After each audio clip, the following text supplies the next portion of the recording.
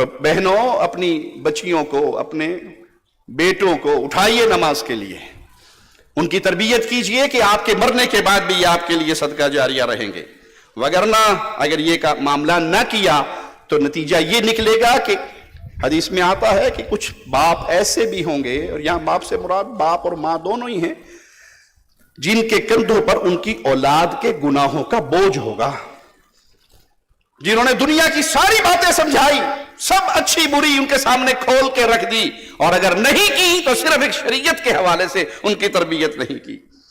مائیں وہ عظیم ہستیاں ہیں جنہوں نے تربیتیں کی اپنی اولادوں کی، ان اولادوں نے پھر اس دنیا کے اندر ایک لازوال داستانیں چھوڑی۔ جب ماں نیک ہوتی ہے تو اس کے بچے بھی نیک ہوتے ہیں، جب ماں اپنی ذمہ داری کو سمجھتی ہے تو بچے بھی اپنی ذمہ داریوں کو سمجھتے ہیں۔ اگر آپ تاریخ کے اوراق پہ نظر دوڑائیں گی آپ کو بڑی بڑی ہستیاں مل جائیں گی جن کی ماں کی تربیت کی وجہ سے آج تک ان کا نام اس دنیا کے اندر روشن ہے۔ تو اس لیے سب سے پہلی چیز جس کو سلیکٹ کریں وہ ماں نیک ہو۔ یہی تعلیم ہمیں رسول اللہ صلی اللہ علیہ وسلم نے دی۔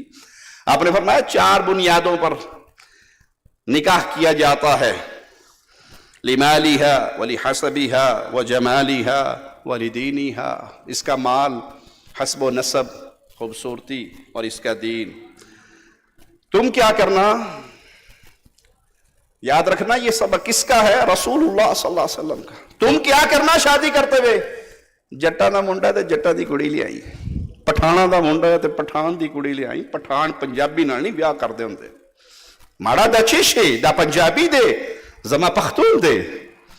یہ کیسی بات کر رہے ہیں کہ ہم راجہ ہیں اور ہم جلاہے کو رشتہ دے دیں، ہم سید ہیں امتی کو رشتہ دے دیں؟ رسول اللہ صلی اللہ علیہ وسلم نے یہ کوئی تمیز نہیں سکھائی، نہ امتی کی، نہ سید کی، نہ بڑی ذات، نہ چھوٹی ذات، نہ مال، نہ حسن۔ کیا کہا؟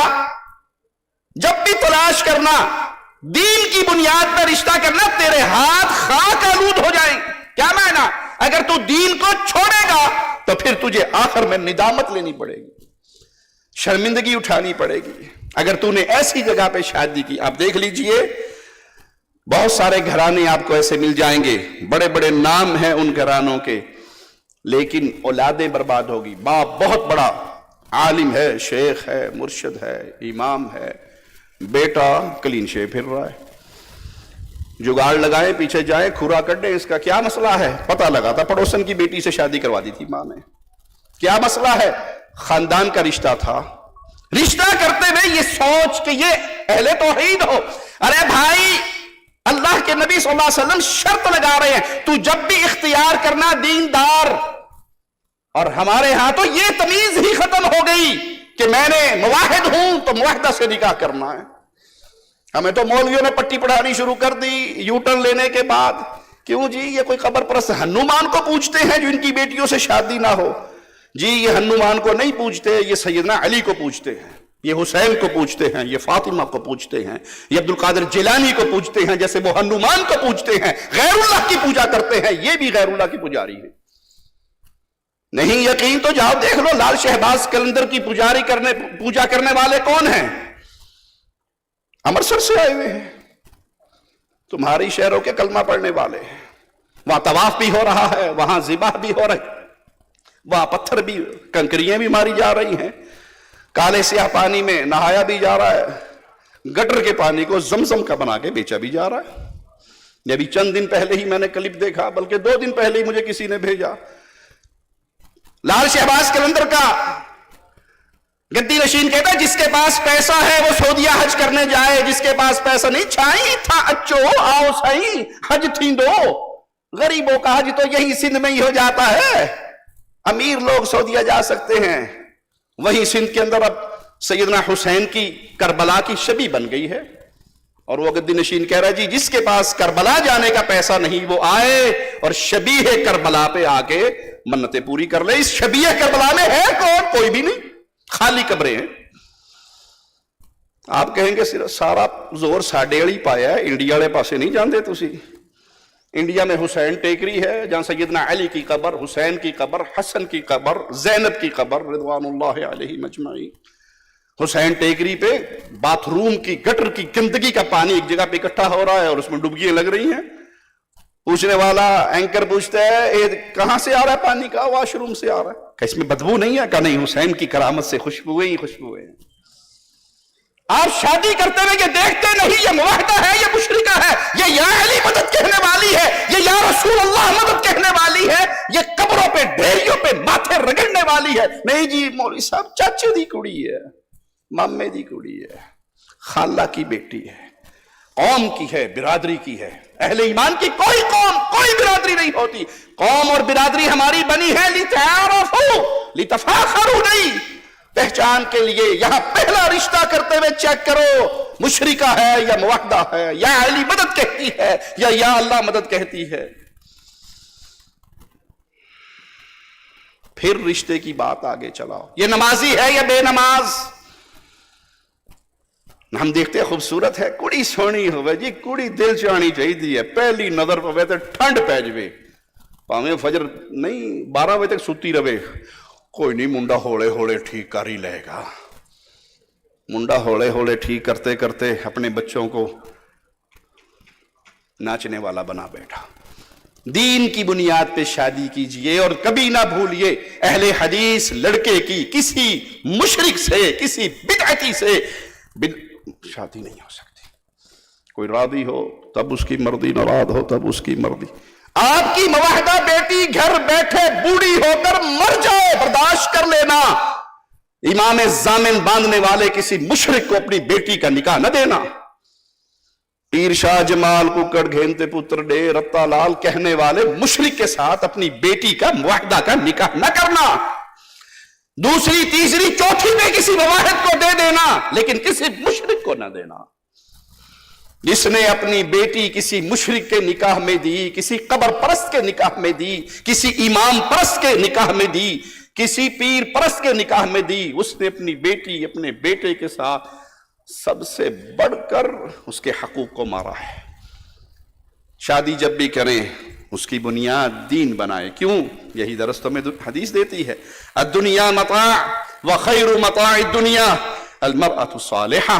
دنیا متاع ہے، فائدہ اٹھانے کی چیز ہے، اور دنیا میں بہترین متاع کیا ہے؟ نیک بیوی. نیک بیوی سے مراد ذکر اذکار کرنے والی سے پہلے مواہدہ بیوی. نیک بیوی سے مراد نماز پڑھنے والی سے پہلے مواہدہ بیوی. مشرکہ نماز بھی پڑھے، مشرک حج بھی کرے، مشرک صدقے اور جہاد بھی کرتا رہے، اللہ کی قسم مشرک کا کوئی عمل اللہ کے ہاں قبول نہیں ہوگا. مشرک کے لیے اس دنیا کے اندر بھی بربادی ہے اور آخرت کے اندر بھی بربادی ہے. آئیے دیکھیے جن ماؤں نے اپنے بچوں کو اسلام کے مطابق تربیت دی. زبیر بن عوام اپنی عظمت کے لیے اپنی ماں صفیہ بنت عبد المطلب کے رہین منت تھے، جنہوں نے ان کے اندر انتہائی اعلیٰ اخلاق پیدا کیے. وہ اپنی والدہ کی تربیت کے بارے میں کہا کرتے تھے، میری بچپن میں میری ماں مجھے مارا کرتی تھی. بچوں کو پیار سے سمجھایا جاتا ہے، نہ مانے ہلکی پھلکی ضرب لگا کے ان کی تربیت کی جاتی ہے. یہ جو 2025 دی ماں آ رہی ہے نا جی، بچوں کو انگلی نہیں لگانی، ٹچ نہیں کرنا انہیں، ان کے بہت حقوق ہیں. یہ تو جب آپ بوڑھی ہوں گی اور یہ جوان ہوں گے پھر یہ بتائیں گے کہ تمہارے کیا حقوق ہیں.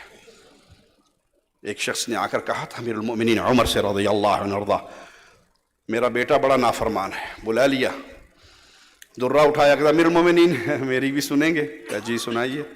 باپ کا حق تو بہت جانتا ہوں، کوئی اولاد کا بھی حق ہے؟ کہا ہاں ذرا بتائیں گے. کہا پہلا حق یہ ہے تیری ماں جس کو منتخب کرے وہ کوئی دیندار نیک عورت ہو. کہا ابو نے ناچنے والی سے شادی کی تھی. دوسرا بتائیں گے تیرا نام اچھا رکھے، کلوہ نام رکھا تھا. تیسرا بتائیں گے تجھے قرآن یاد کروائے کہ اللہ کی قسم بابا نے ایک آیت قرآن مجھے یاد نہیں کروایا. وہ جو درہ منڈے واسطے اٹھیا سی نا پھر پیو دی کانڈتے وجہ سی. سوچئے ذرا اپنے گربانوں میں اولادوں والے ہیں آپ بھی، اپنے بچوں کو بچیوں کو کتنا قرآن یاد کروایا آپ نے. کیمسٹری کی ٹیوشن کے لیے تو 20,000 ہنسی خوشی دیں گے، اور کوئی پوچھ لے بچے نے قرآن پڑھ لیا، مولوی کو بھیجی جائے سویرے سویرے، پتہ نہیں کو پڑھیا بھی ہے کہ نہیں، مولوی کتنے پڑھا دے جی آج کل ہمیں ٹائم ہی دیا کر دینے. اس کے لیے 25,000، اور یہاں یہ بھی نہیں پتا کہ بچے کو ناظرہ قرآن پڑھنا آ گیا یا نہیں. تو وہ مائیں ہیں جو اپنے بچوں کے اندر ایسی گیٹس پیدا کر دیتی ہے کہ پھر وہ امت کی رہنمائی کیا کرتے ہیں. وہ مارا کرتی تھی, چچا ناراض ہوتے تھے اور وہ کہا کرتی تھی یہ اس کو اپنے بیٹے سے محبت نہیں ہے, اور جواب میں کہتی تھی جو یہ دعویٰ کرے کہ مجھے اپنے بیٹے سے پیار نہیں ہے وہ عقل مند نہیں ہے, بے وقوف ہے. میں اس کی تربیت اس لیے کرتی ہوں یہ بڑا ہو, اسلام کے لیے جنگیں لڑے, جہاد کرے, قوموں کو شکست دے اور اسلام کا نام روشن کرے. سیدنا زبیر بن عوام کی زوجہ اسماء بنت ابی بکر اپنے بیٹے کی تربیت کرتی تھی, عبداللہ ابن زبیر کی. ایسی تربیت کرتی تھی کہ جب وہ کھڑے ہو کر خطبہ دیا کرتے تھے لوگ کہا کرتے تھے یہ جب بولتا ہے تو ابو بکر کی طرح بولتا ہے, اور جب لڑتا ہے اپنے بابا زبیر کی طرح لڑتا ہے. اس کے پیچھے کون تھا؟ اس کے پیچھے ان کی ماں تھی, ماں کی محنت تھی, ماں کی دعائیں تھی, ماں کی تربیت تھی. اسی طرح انہوں نے اپنے باقی بیٹوں کے دل کے اندر بھی یہی کردار, یہی عصمت بھرپور طریقے سے پیوست کی. وہ پیغام آگے دیا, وہ ہم اور غم اسلام کا اپنے بچوں کو دیا تاکہ وہ اعلیٰ مقام پر فائز ہو جائے.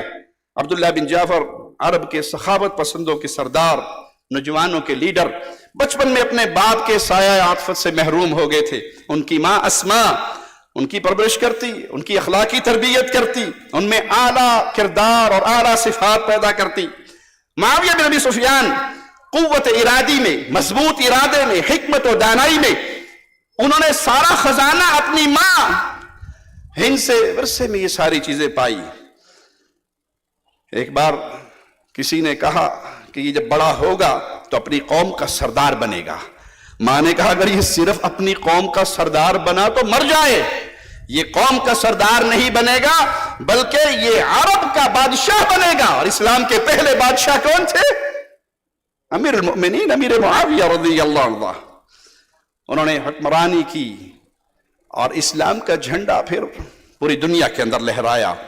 لیکن انہی کے بیٹے یزید, ان کو یہ چیزیں نہ مل سکی کیونکہ امیر معاویہ نے ایک خوبصورت عورت جو بدو عورت تھی اس سے شادی کر لی, اور وہ اپنے بیٹے کی وہ تربیت نہ کر سکی جو تربیت امیر المؤمنین امیر معاویہ کی ہوئی تھی.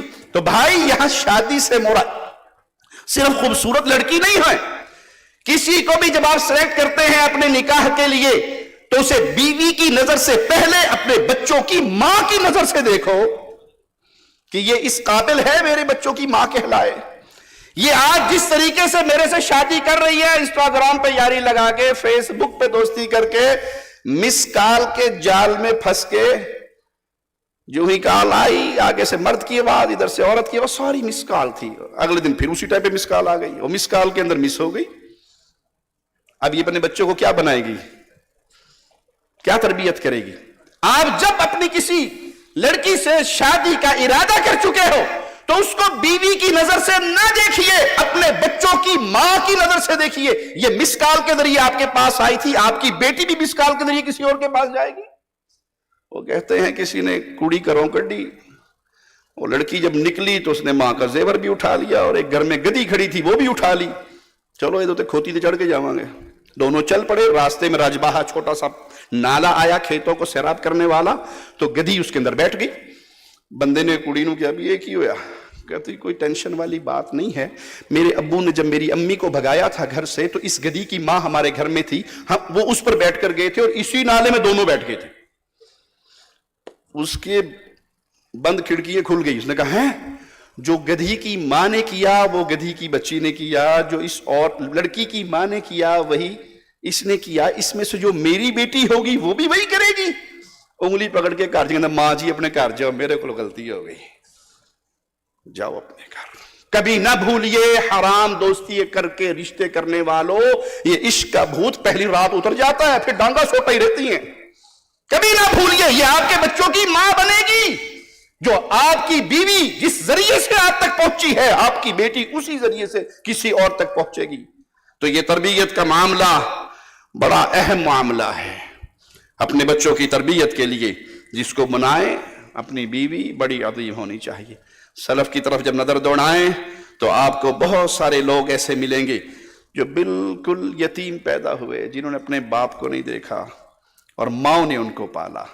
امام شافعی رحمہ اللہ کیسے تھے, کیا عظمت تھی, کیا ان کا بیک گراؤنڈ تھا.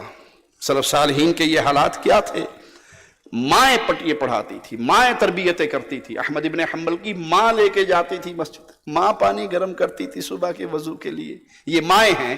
چلے یتیمی کے دمیں شیخ ابن باز رحمہ اللہ کے بارے میں آتا ہے، ایک تو یتیمی، پھر اس کے بعد نابینا ہو گئے. ماں رو رہی ہے، پڑوسن گھر میں آئی، کیا ہوا؟ کہ بچہ ہے اور ابھی سے نابینا ہو گیا. کہا اچھا، رونے کی کیا بات ہے؟ وضو کر کے 2 رکعت نماز پڑھ کے اللہ سے دعا کر اللہ اسے امت کے لیے فائدہ مند بنا دے. وہ رو رہی تھی کہ میرا بیٹا نابینا ہو گیا. پھر کھڑی ہوئی مصلی پہ، رب سے دعائیں کی. نتیجہ کیا نکلا؟ دنیا کا وہ کون سا کونا ہے جہاں تک شیخ ابن باز رحمہ اللہ کا فیض نہیں پہنچا.